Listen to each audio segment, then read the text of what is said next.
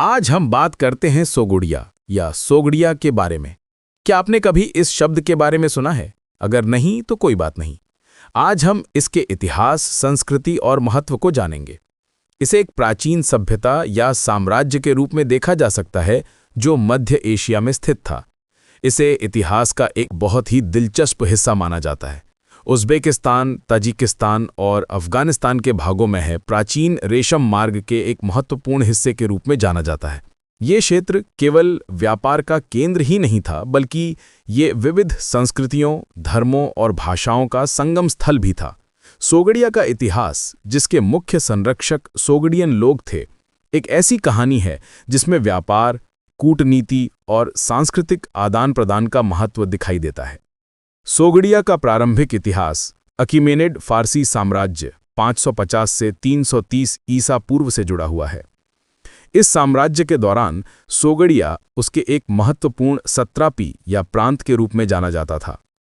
इस समय सोगडियन लोग, जो कि ईरानी भाषा बोलते थे, उन्होंने व्यापार और कृषि दोनों में महारत हासिल कर ली थी। उनकी कृषि, जिसमें गेहूं, जौ और कपास की खेती शामिल थी, उन्हें एक मजबूत आर्थिक आधार प्रदान करती थी। जब अलेक्जेंडर द ग्रेट ने सिकंदर को हराया, तब सोगड़िया एक नए युग में प्रवेश किया।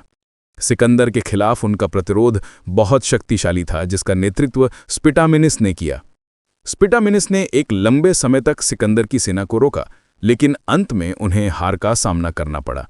इसके बाद सोगड़िया हेलेनिस्टिक साम्राज्य का हिस्सा बन गया और इस क्षेत्र में यूनानी संस्कृति का प्रभाव दिखने लगा। यूनानी और स्थानीय सोगडियन संस्कृति का मिश्रण हुआ, जिसे ग्रीको सोगडियन संस्कृति के रूप में जाना जाता है। इस समय अनेक शहर जैसे मारकंडा, समरकंद और बुखारा का विकास हुआ। व्यापार का केंद्र रेशम मार्ग पर सोगड़िया की सबसे बड़ी पहचान उसकी रेशम मार्ग या सिल्क रोड पर स्थिति थी। सोगडियन व्यापारी, जो कि अपने व्यापारिक जाल के लिए प्रसिद्ध थे, उन्होंने इस क्षेत्र को पूर्वी और पश्चिमी दुनिया के बीच एक पुल के रूप में स्थापित किया। वे न केवल चीन और रोम के बीच व्यापार करते थे, बल्कि वे भारत और मध्य पूर्व के साथ भी जुड़े हुए थे। उनका व्यापारिक जाल इतना विशाल था कि सोगडियन व्यापारी चीन से लेकर भूमध्य सागर तक फैला हुआ था।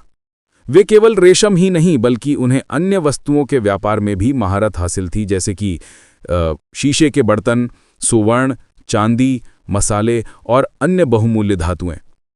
सोगडियन व्यापारी अपने व्यापारिक ज्ञान और आगे बढ़ने की क्षमता के लिए जाने जाते थे।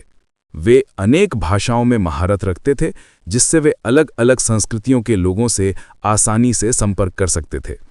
उन्होंने व्यापार को आसान बनाने के लिए एक व्यवस्थित प्रणाली बनाई, जिसमें व्यापारिक संगठन, सुरक्षा और व्यापारिक कानून शामिल थे। उन्होंने सोगडियन भाषा का उपयोग व्यापार के लिए एक सर्वव्यापी भाषा के रूप में किया, जो कि पूरे रेशम मार्ग पर व्यापार के लिए उपयोग की जाती थी। सोगडियन संस्कृति, धर्म और कला। सोगडियन संस्कृति एक मिश्रित संस्कृति थी, जिसमें अनेक संस्कृतियों का प्रभाव था। ये एक ऐसे क्षेत्र में स्थित था जहां पर ईरान, भारत, चीन और हेलेनिस्टिक संस्कृति का संगम हुआ।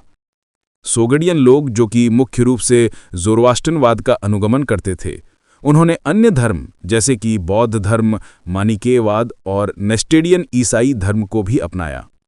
सोगडियन व्यापारी जहां भी जाते थे, वे अपने साथ इन धर्मों को भी ले जाते थे।